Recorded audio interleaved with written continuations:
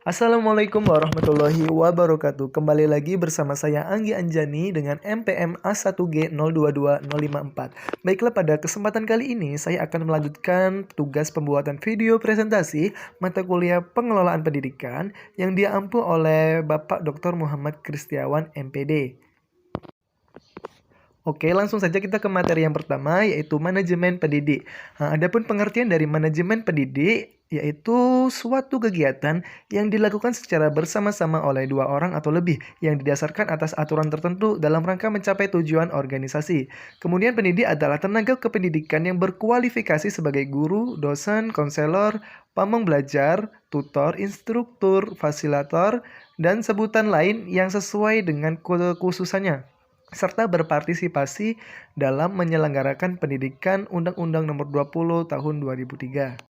Oke, jadi kesimpulannya, manajemen pendidik merupakan suatu kegiatan merencanakan, mengelola, dan mengkomunikasikan sumber daya pendidik agar dapat berjalan atau melaksanakan tugas dan tanggung jawabnya secara efektif dan efisien dengan maksud tercapainya tujuan pembelajaran atau tujuan pendidikan sebagaimana yang diharapkan. Kemudian yang kedua, tugas, kewajiban, dan hak pendidik. Adapun tugas pendidik menurut Undang-Undang Nomor 20 Tahun 2003 adalah merencanakan dan melaksanakan proses pembelajaran, menilai hasil pembelajaran, melakukan pembimbingan dan pelatihan, serta melakukan penelitian dan pengabdian kepada masyarakat, terutama bagi pendidik pada perguruan tinggi. Kemudian yang B, kewajiban pendidik dalam Undang-Undang Nomor 20 Tahun 2003 antara lain: 1. Menciptakan suasana pendidikan yang bermakna, menyenangkan, kreatif, dinamis, dan dialogis.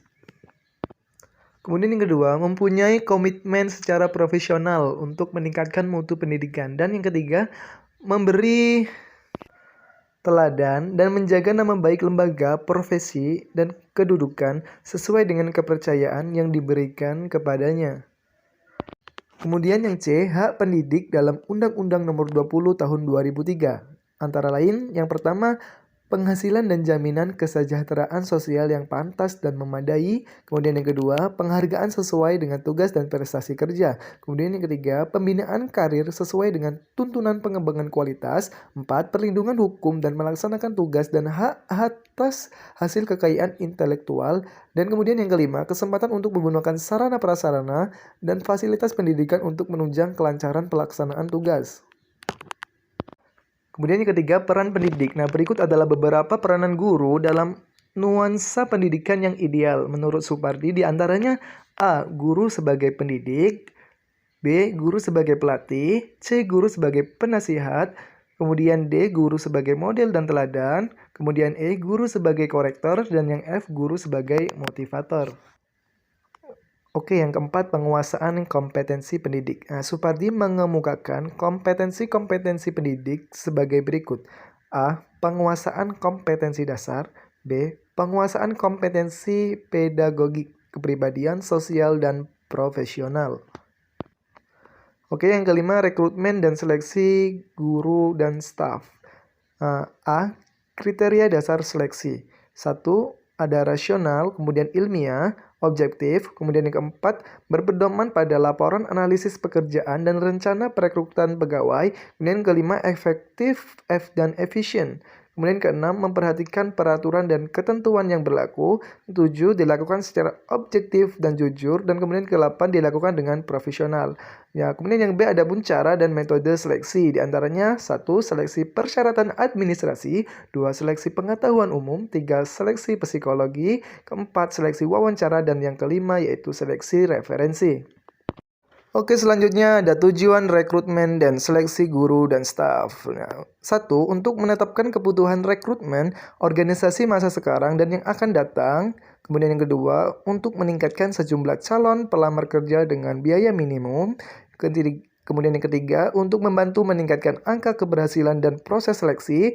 Yang keempat, untuk membantu menurunkan kemungkinan pelamar kerja yang setelah direkrut dan diseleksi itu akan hengkang dari sekolah. Kemudian yang kelima, untuk memenuhi tanggung jawab organisasi bagi program tindakan persetujuan dan hukum lain serta kewajiban sosial. Kemudian yang keenam, untuk mengawali identifikasi dan menyiapkan pelamar kerja potensial yang akan menjadi calon pegawai yang sesuai. Dan kemudian yang ketujuh, untuk meningkatkan keefektifan organisasi dan individu untuk mengevaluasi keefektifan teknik dan pencarian rekrutmen yang beragam dari semua jenis pelamar kerja. Oke, selanjutnya manajemen peserta didik. 1. Pengertian manajemen peserta didik.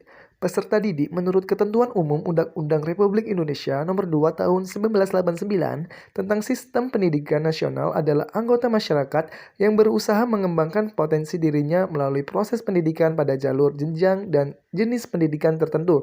Menurut Knežević, manajemen peserta didik atau Pupil Personnel Administration merupakan suatu layanan yang memusatkan perhatian pada pengaturan, pengawasan, dan layanan siswa di kelas dan di luar kelas seperti pengenalan, pendaftaran, layanan individu seperti pengembangan keseluruhan kemampuan, minat, kebutuhan, sampai ia matang di sekolah.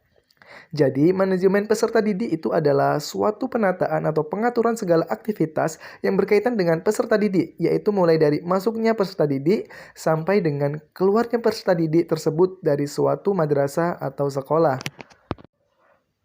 Oke, selanjutnya langkah-langkah perencanaan peserta didik. Menurut Asmendri, langkah-langkah perencanaan peserta didik yaitu 1. Forecasting, membuat perkiraan dengan mengantisipasi ke depan. Kemudian yang kedua, objektivitas. Ini merupakan perumusan tujuan. Kemudian yang ketiga, policy. Kebijakan di sini berarti mengidentifikasi berbagai macam jenis kegiatan yang diperhitungkan untuk dapat mencapai tujuan. Kemudian yang keempat, programming, merupakan seleksi atas kegiatan-kegiatan yang sudah dirumuskan pada langkah polisi. Kemudian yang kelima, prosedur, merupakan merumuskan langkah-langkah secara berurut. Kemudian yang keenam, schedule. Ini merupakan penjadwalan terhadap kegiatan-kegiatan yang sudah diprioritaskan. Kemudian yang ketujuh, budgeting. Ini merupakan anggaran atau pembiayaan. Oke, yang ketiga, kebijakan penerimaan peserta didik baru. Kebijakan operasional penerimaan peserta didik baru membuat aturan mengenai jumlah peserta didik yang dapat diterima di suatu sekolah. Penentuan mengenai jumlah peserta didik juga didasarkan atas kenyataan yang ada di sekolah atau faktor kondisional. Kemudian faktor ini meliputi daya tampung kelas baru, kriteria mengenai siswa yang dapat diterima, anggaran yang tersedia, sarana dan prasarana yang ada, tenaga kependidikan, jumlah peserta didik yang tinggal di kelas, dan lain sebagainya. Nah, kebijakan penerimaan peserta didik baru dibuat berdasarkan petunjuk-petunjuk yang diberikan oleh Dinas Pendidikan Kabupaten atau Kota. Oke, selanjutnya sistem penerimaan peserta didik baru. Yang pertama, sistem promosi. Ini merupakan penerimaan peserta didik baru yang sebelumnya tanpa melakukan seleksi, mereka yang mendaftar di suatu sekolah ini diterima begitu saja. Sistem yang demikian biasanya berlaku pada sekolah-sekolah yang pendaftarannya kurang dari jatah atau daya tampung yang ditentukan. Kemudian yang kedua, sistem seleksi. Ini dapat digolongkan menjadi 3 macam. Yang pertama yaitu seleksi berdasarkan daftar nilai EBTA murni atau DANEM. Kemudian yang kedua berdasarkan penelusuran bakat, minat, dan kemampuan atau PMDK. Kemudian yang ketiga adalah seleksi berdasarkan tes masuk. Oke, yang kelima, kriteria penerimaan peserta didik baru. A. Kriteria acuan patokan. B. Kriteria acuan norma, yaitu penerimaan peserta didik yang didasarkan atas keseluruhan prestasi peserta didik yang mengikuti seleksi. Dan kemudian yang C. Kriteria berdasarkan daya tampung sekolah. Kemudian yang keenam, rekrutmen peserta didik. Nah, prosedur perekrutan peserta didik menurut Asmendri diantaranya sebagai berikut. A. Pembentukan panitia penerimaan. B. Rapat penerimaan peserta didik baru. C. Pembuatan pengiriman atau pemasangan pengumuman. D. Pendaftaran peserta didik baru. Kemudian yang E. Seleksi peserta didik baru. F. Rapat penentuan peserta didik yang diterima. Dan G. Pengumuman peserta didik yang diterima. Kemudian yang H. Pendaftaran ulang peserta didik baru yang diterima. Oke, yang ketujuh, orientasi peserta didik. Nah, orientasi ini merupakan perkenalan situasi dan kondisi sekolah yang diberikan kepada peserta didik. Situasi dan kondisi tersebut meliputi lingkungan fisik dan lingkungan sosial sekolah. A. Tujuan orientasi menurut Asmendri. Yang pertama, agar peserta didik lebih mengenal dekat mengenai dirinya sendiri di tengah-tengah lingkungannya yang baru. Kemudian yang kedua, agar peserta didik mengenal lingkungan sekolah, baik lingkungan fisik maupun lingkungan sosialnya. Kemudian yang ketiga, pengenalan lingkungan sekolah yang demikian sangat penting bagi peserta didik dalam hubungannya dengan cara sebagai berikut. A. Pemanfaatan semaksimal mungkin terhadap layanan yang dapat diberikan oleh sekolah. Kemudian yang B, sosialisasi diri dan pengembangan diri secara optimal. Kemudian yang keempat, menyiapkan peserta didik secara fisik dan mental agar siap menghadapi lingkungan baru di sekolah. Kemudian yang B, fungsi orientasi. Menurut Asmendri, yang pertama, bagi peserta didik sendiri, orientasi berfungsi sebagai A. Wahana untuk menyatakan dirinya dalam konteks keseluruhan lingkungan sosial. Kemudian yang B, wahana untuk mengenal siapa lingkungan barunya sehingga dapat dijadikan sebagai pedoman dalam menentukan sikap.